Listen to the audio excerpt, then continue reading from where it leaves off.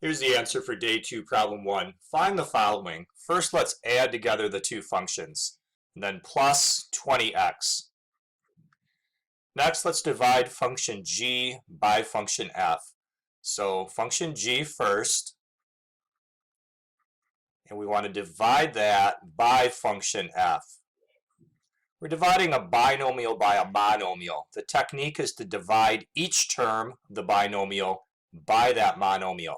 So this is x squared divided by the 5x plus, and then the 15x divided by the 5x. Let's figure out both answers. First, we'll have x over 5, because what happens is the x in the denominator will cancel one of the x's in the numerator, and then we'll have plus 3. What happens is that 5 divides into 15 3 times, and this x and this x divide out or cancel out. Last, let's do a composition. We're going to put function f into function g. So put 5x into the variable for function g. So this is 5x squared plus 15 times 5x. And let's work out this answer. 25x squared plus, and then 75x. Now, day 2, problem 2. Solve the quadratic equation by completing the square. So we want this to be a perfect square trinomial on the left side. We'll take half of this number, which is 1, and then square that, which is still 1.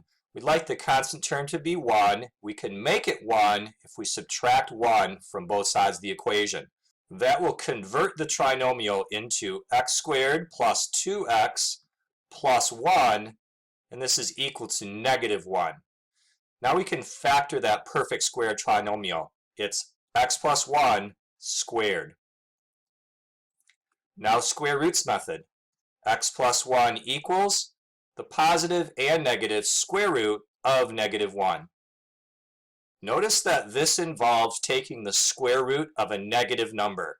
That tells us there are no solutions in the real number system, but there are solutions in the complex number system.